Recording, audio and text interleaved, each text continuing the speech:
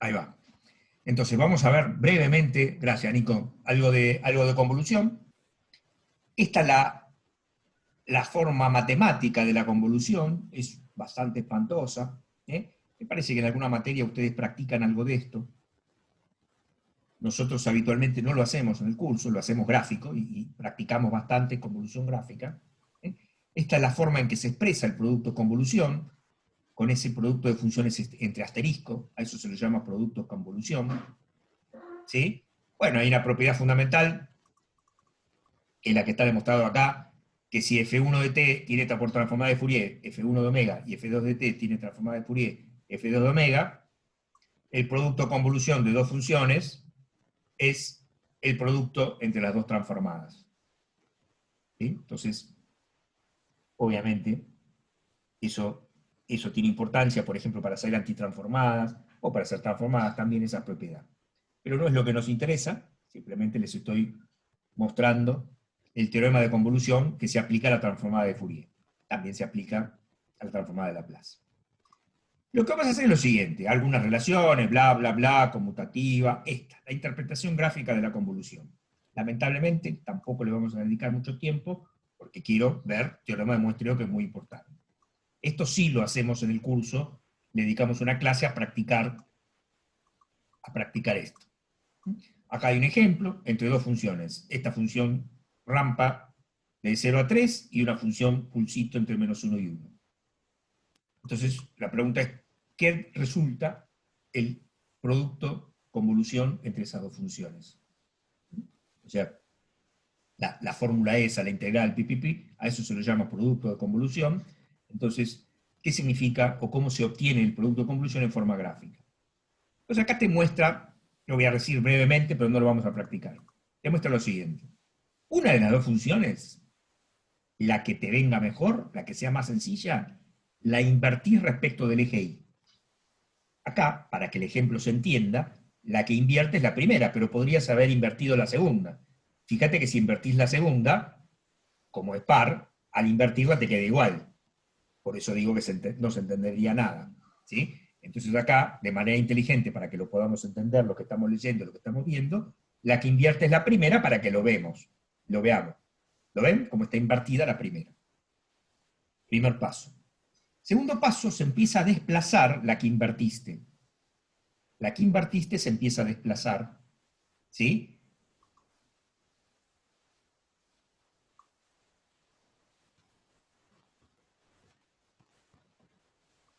Bueno, hay que ver de cómo lo llamás, ¿no? Fíjate que esta está girada, el espejo es el eje Y. El espejo es el eje Y. ¿Por qué el eje X? Si vos lo invertís respecto al eje X, te quedaría para abajo. ¿Está bien, Pato? El espejo respecto del cual girás, fíjate esta y esta. Ojo que el eje está corrida, ¿no? El eje Y, a ver si lo pongo en colorcito.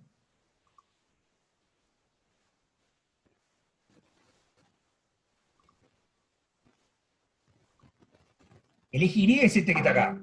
Este es el eje Y, que es este que está acá, es el mismo. ¿Sí? Lo corrió para que se vea, porque si no se sale de la hoja, pero este que está acá es igual que este. Entonces, ese triangulito que está ahí, suponete que vos fueses un triángulo, y esa pared es el espejo. El eje Y es el espejo. ¿Cómo te ves vos? Y te ves como estás del otro lado, abajo, porque te ves enfrente. Vos cuando te mirás en el espejo estás del otro lado. ¿Lo ves, Pato?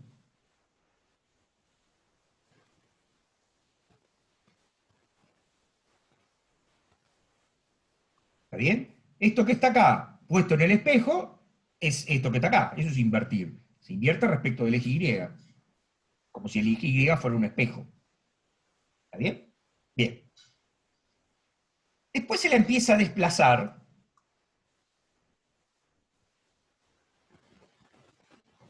Se lo empieza a desplazar.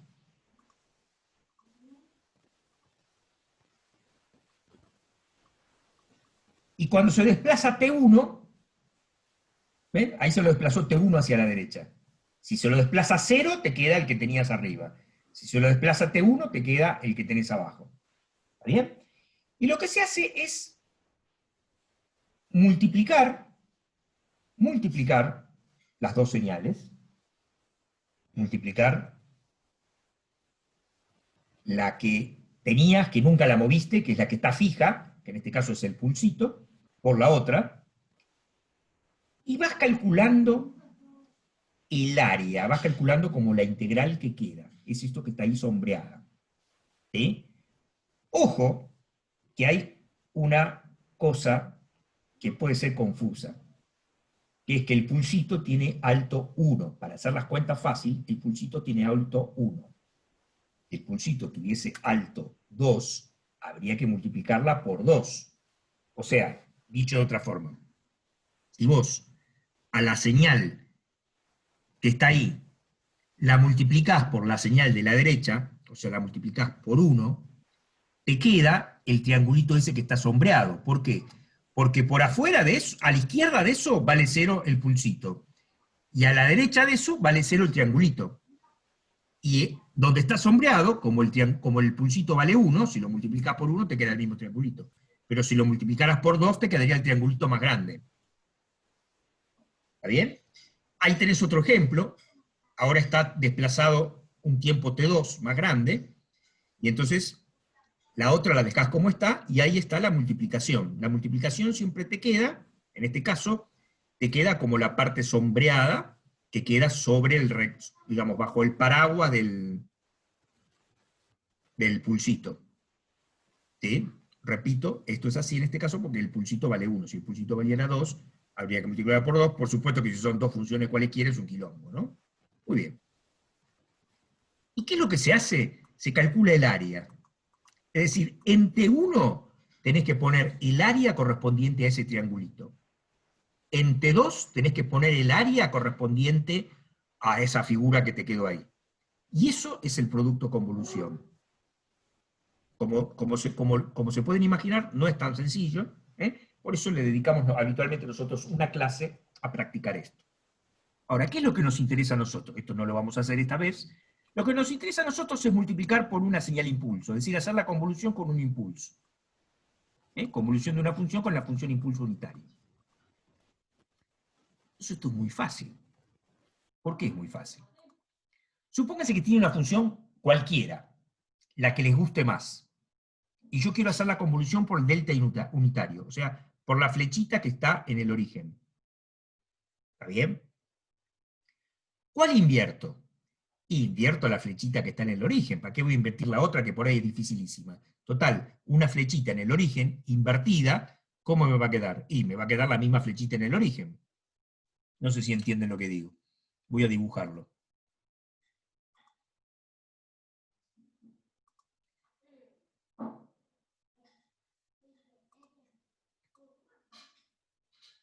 Si yo tengo una señal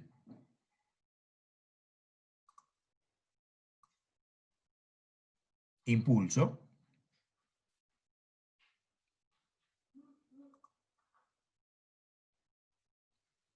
ahí en el origen,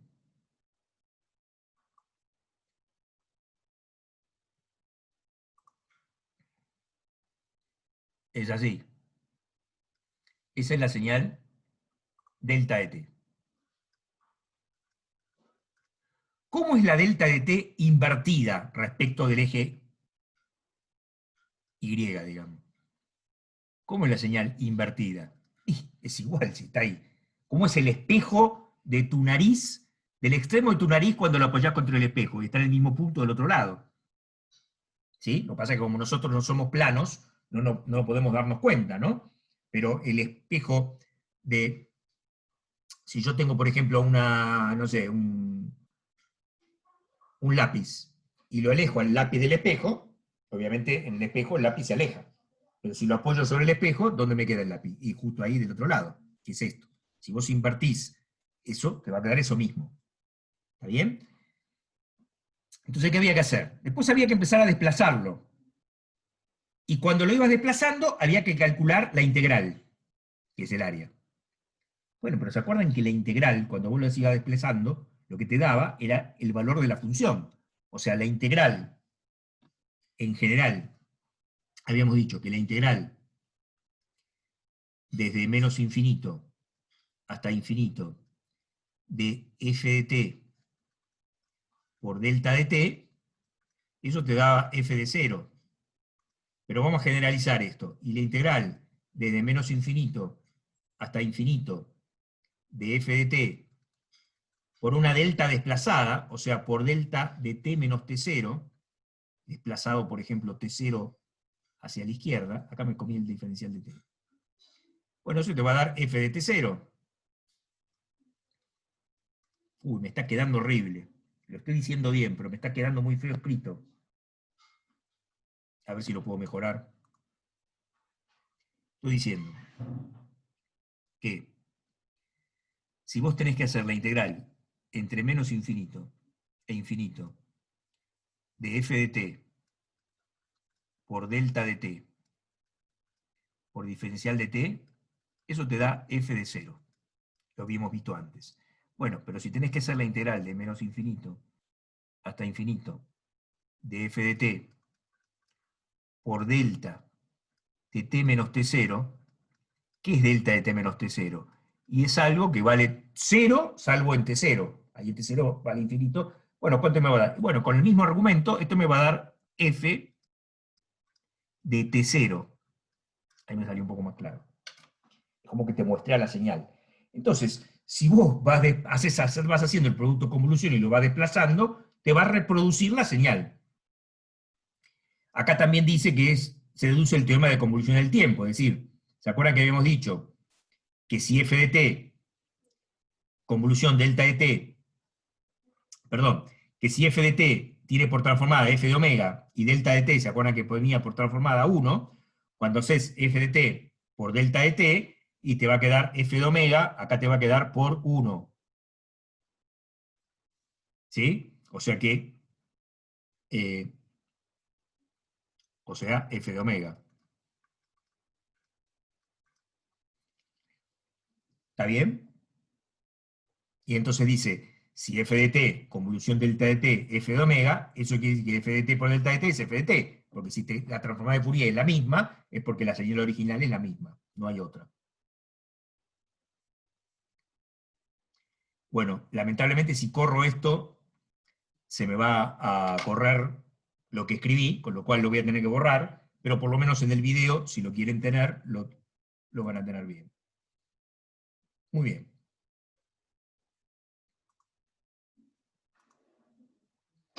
Acá hay como ejemplo, este lo hago también en clase siempre, el producto de convolución entre esas dos funciones. Una función son dos triangulitos y la otra función son dos deltas.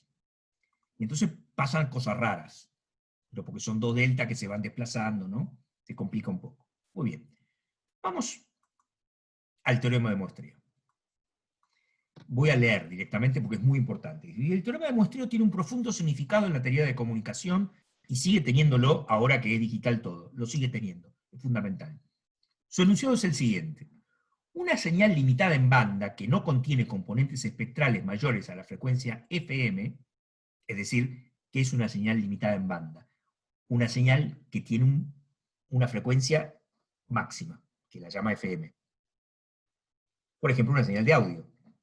¿Sí? Está la vieja discusión. ¿Una señal de audio está limitada en banda o es que no la escuchamos?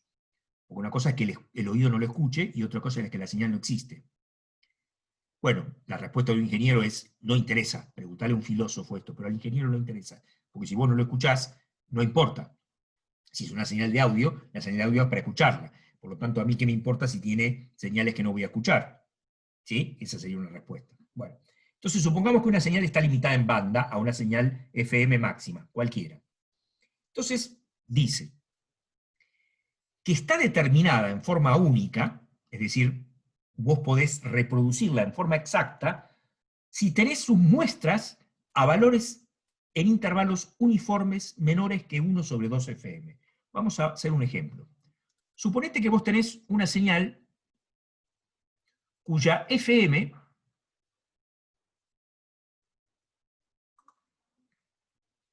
cuya FM es 1 kHz. Cualquiera puede ser, ¿eh? No es que es una señal ni periódica, nada. Es una señal de audio. ¿Qué quiere decir eso? Por ejemplo, podría ser una señal cuya transformada de Fourier sea así, miren.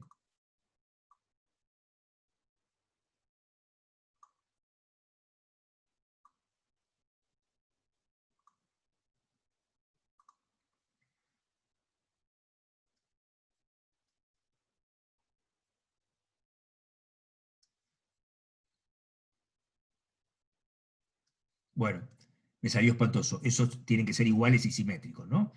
Y donde esta que está acá es omega m.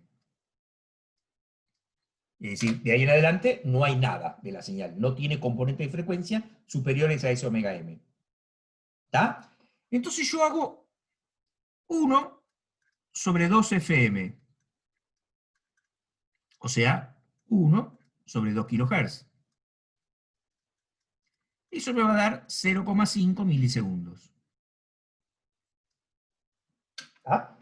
Entonces lo que dice el teorema de muestreo es que si vos muestreás a intervalos menores a 0,5 milisegundos, o sea, a ver, hay algo que es lógico. Una señal, si yo la quiero muestrear, por supuesto que cuanto más veces la muestreo, más fidelidad va a haber. Si yo una señal la muestreo cada media hora y se me va, si yo tengo un paciente, por ejemplo, ¿no? Que está en estado crítico, en terapia intensiva, y le mido la presión cada 12 horas, y me voy, y por el camino se me murió, ¿no? Es decir, cuanto más seguido muestre, obviamente más representación tengo de la señal, eso es obvio. Acá lo que te dice es, no es nada obvio, te dice que si vos las muestras las tomás a intervalos menores, por ejemplo en este caso a 0,5 milisegundos, esa información te da la información completa de la señal. O sea que vos podés del otro lado reproducirla. Vos envías las muestras a intervalos de 0,5 milisegundos y el que las recibe puede reproducir la señal original. No sé si se entiende. Fíjense, repito, la O señal sea, original puede ser un tipo hablando 10 minutos, ¿sí? Un tipo hablando 10 minutos es una señal limitada en ancho de banda. En vez de mandar la señal de audio de un tipo hablando 10 minutos o 40 minutos, como en mi caso, vos la muestreás.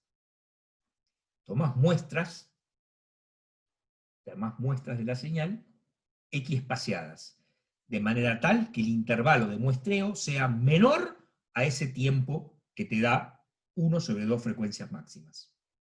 Del otro lado, no recibís al tipo hablando, recibís las muestras. Bueno, matemáticamente podés reproducir con fidelidad absoluta al tipo hablando. ¿Está bien? Por supuesto que todo... Sí, Juan. Es el teorema de Nyquist-Johnson ese. Sí, exacto, es el mismo, exactamente, sí. Acá, por acá lo menciona Nyquist. Es el teorema de muestreo. Sí. Bien, Juan. Por acá dice. Debe decir. O lo dice antes, no sé. Bueno, no lo dice.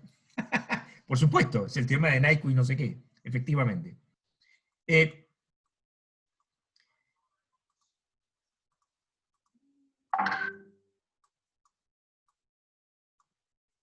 Entonces, yo tengo una señal y tomo las muestras de la señal. Entonces acá te lo va a demostrar gráficamente. Por eso está buenísimo esto, porque te lo muestra gráficamente.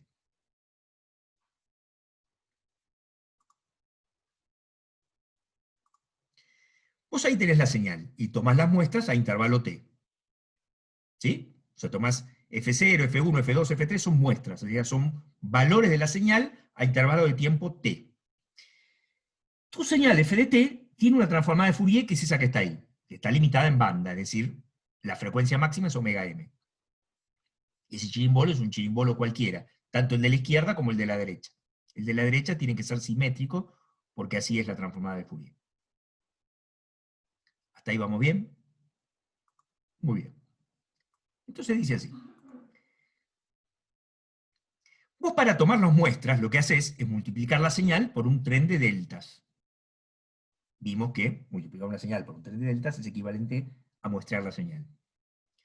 Entonces el tren de deltas tiene por transformada de Fourier, ¿se acuerdan que lo habíamos visto? Un tren de deltas también, de espaciadas en omega 0 y de amplitud omega 0 por delta omega 0 de omega. Eso lo vimos recién, en la anterior, creo. ¿Está? Tengo dos señales. Una señal f de t cualquiera, que tiene por transformada de Fourier un pindorchito ese, y un tren de delta de muestreo, que tiene por transformada de Fourier ese tren de deltas espaciado omega 0. Muy bien.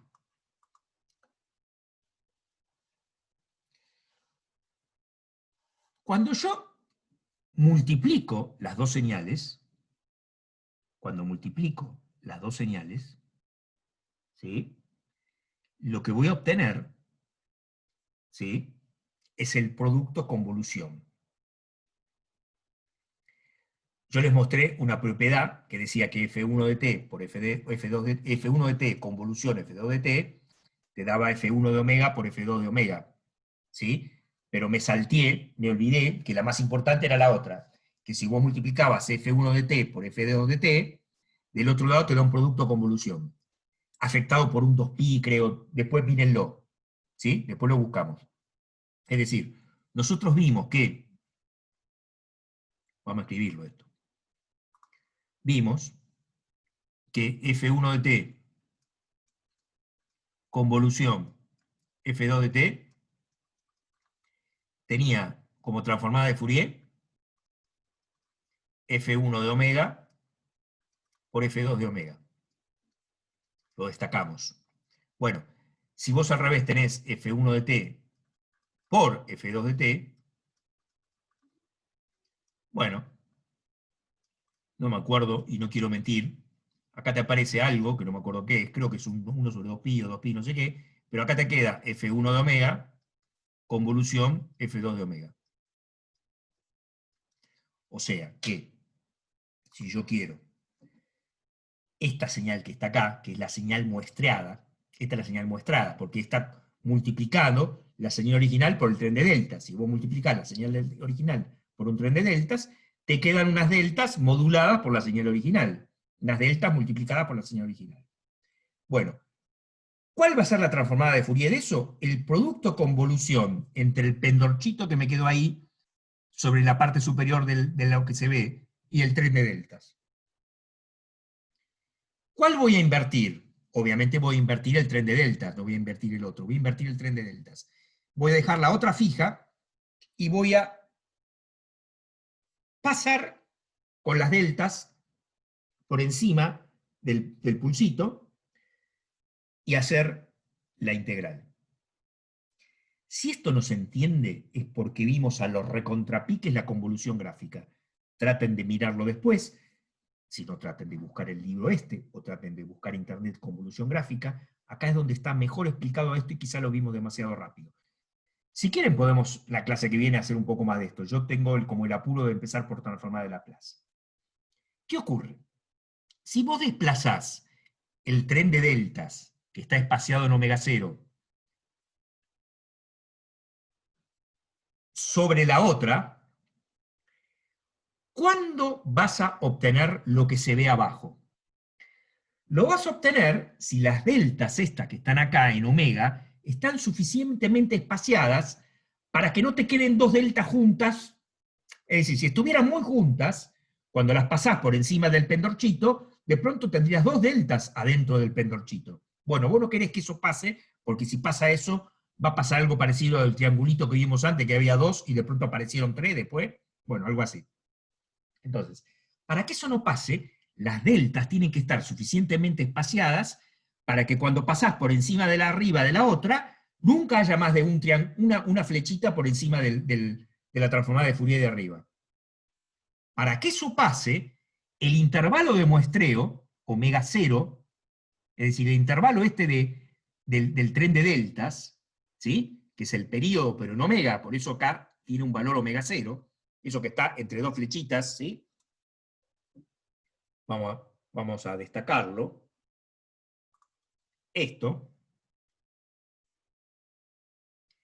eso tiene que ser mayor que 2 omega m. ¿Para qué? Para que cuando vos pases eso por encima de la que está arriba, siempre tengas una sola flechita superpuesta al cosito. Porque si las tenés más juntas, te van a aparecer dos y no te va a aparecer esto que tenés acá abajo. ¿Está bien? Entonces, el producto convolución entre el tren de deltas y el pendorchito de arriba se ve acá abajo. Esto que está acá es el producto convolución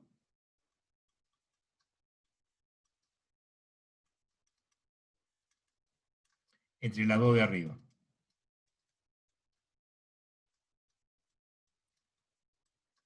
¿Por qué? Bueno, porque F1 de t multiplicado por F2 de t en el tiempo, que es lo que tenemos a la izquierda, tiene por resultado la convolución entre las dos transformadas de Fourier. Eso es lo que estamos haciendo. Para que ese producto convolución te quede así como está, esas flechitas en omega tienen que estar separadas más que 2 omega m. Es decir, omega 0 tiene que ser mayor que 2 omega m. Por lo tanto, F0 tiene que ser mayor que 2 Fm, ¿sí? Y por lo tanto, como F0 es 1 sobre T0, 1 sobre T, ¿sí? Te queda, pasando para el otro lado, te queda que T tiene que ser menor que 1 sobre 2 Fm, que es lo que postula el teorema de muestreo. ¿Está bien? Entonces, esta es una especie de demostración gráfica del teorema de muestreo, y yo creo que estaría muy bueno que lo puedan comprender, porque de alguna manera relaciona lo que representa el muestreo en Fourier. ¿Sí? Cuando muestreamos una señal, estamos multiplicando una señal cualquiera, que es la primera que teníamos, la que casi no se ve, ¿no? Esta que me quedó ahí, en la parte que no se ve ahí arriba, una señal cualquiera por un tren de deltas. Cuando hacemos eso, cuando hacemos el producto de esas dos funciones, que ahí están llamadas F1 de t por F2 de t, nos queda el tren de deltas pero modulado por la otra, es decir, multiplicado por la amplitud de la señal que estoy muestreando. ¿Sí? Como ahí tengo las dos transformadas de Fourier, la original tiene el pendorchito, el tren de deltas tiene este otro tren de deltas, bueno, de acuerdo al teorema de convolución en relación con la transformada de Fourier, si yo tengo la multiplicación de dos funciones en el tiempo, en Fourier, del lado del espacio de la frecuencia, tengo una constante, que no me acuerdo cuál es, no importa, pero lo importante es que me quede el producto convolución. ¿Está bien? Entonces, ese producto convolución va a tener la forma que se ve ahí abajo, siempre que esas deltas en omega estén suficientemente espaciados. Es decir, siempre que este espacio entre las dos flechas, que es de omega 0, sea mayor que 2 omega m, que es el ancho del pendorchito que está ahí arriba.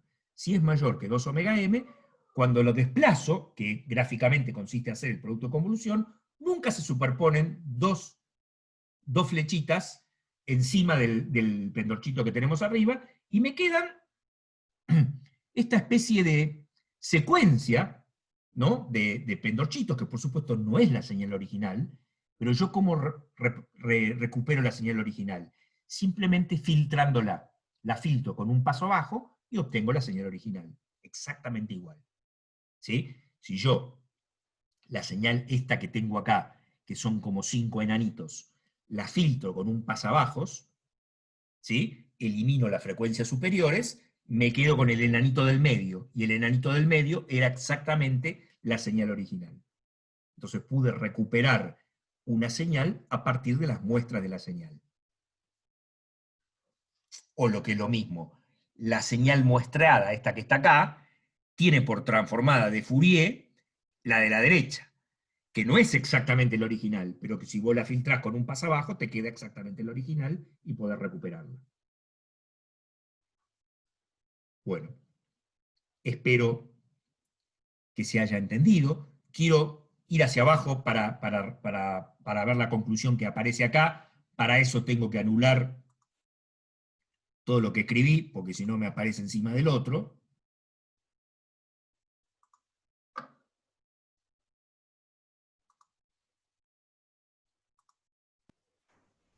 Acá O sea está. que cuando se trabaja con... Dale, Fernando, se te cortó. Decí. No, o sea que cuando se trabaja con muestreos, o sea, se trata de trabajar en el dominio de la frecuencia.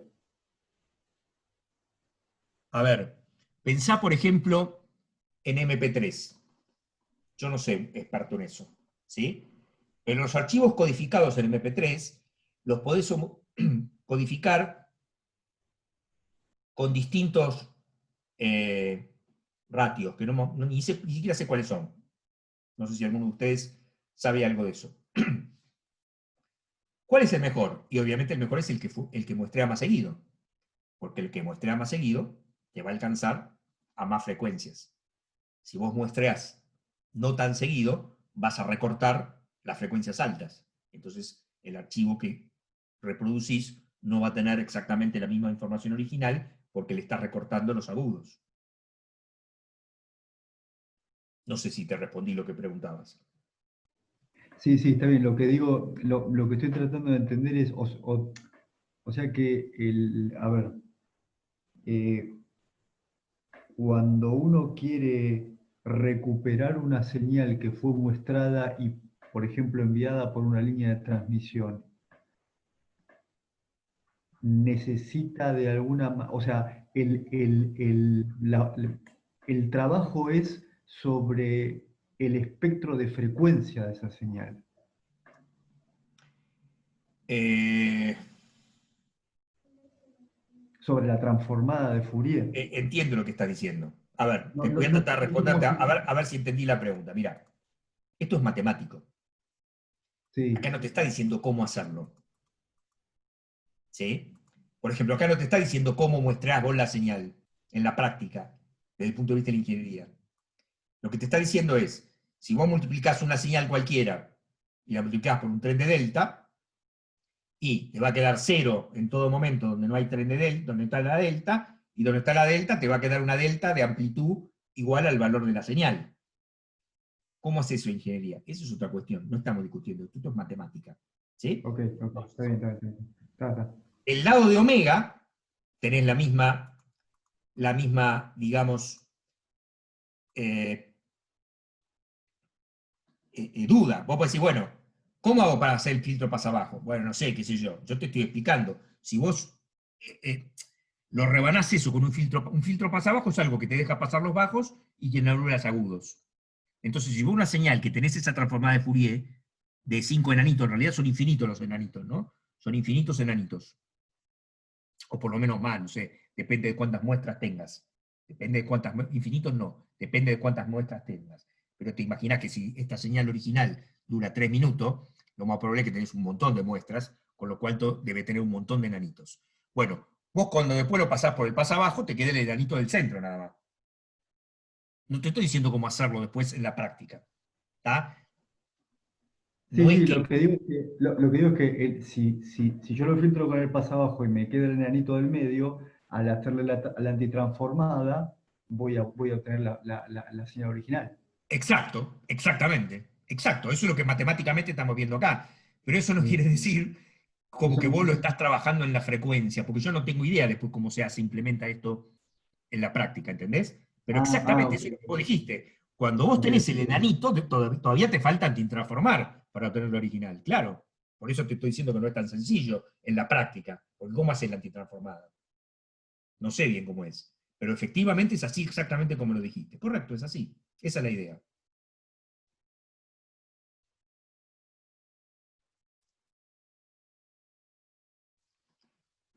Bien.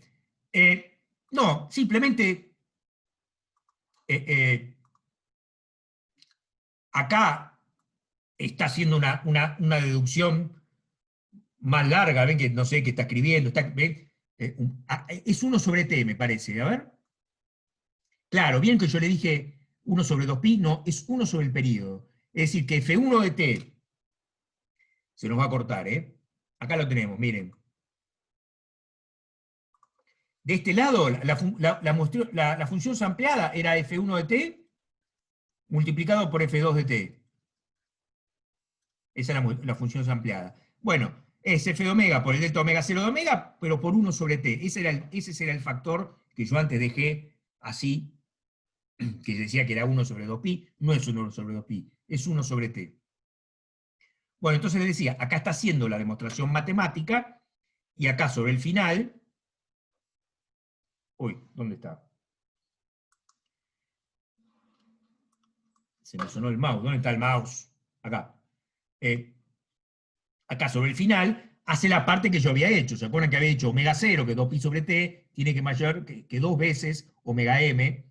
Y bueno, y te queda lo que decía el teorema de muestreo al principio. Bueno, mírenlos, busquen el libro si quieren. Esto está en millones de libros. En muchos libros ya está como pensado más en señales discretas. Este es el libro donde a mí me parece que está más claro explicado este tema. Es decir, serie de Fourier, transformada de Fourier, teorema de muestreo. Convolución gráfica, teorema de muestreo. Esa seguidilla, que para comunicaciones es fundamental, está muy bien explicado acá. El video lo van a poder ver de nuevo, pero tiene las limitaciones que yo le impuse, que me salté unas cuantas cosas. Si lo buscan en el libro. Al final lo hicimos hasta el final. No, nos vemos, chicos. Nos vemos el miércoles. Si quieren preguntas de esto, yo encantadísimo, pero tenemos que empezar con transformada de Laplace. No quiero quedarme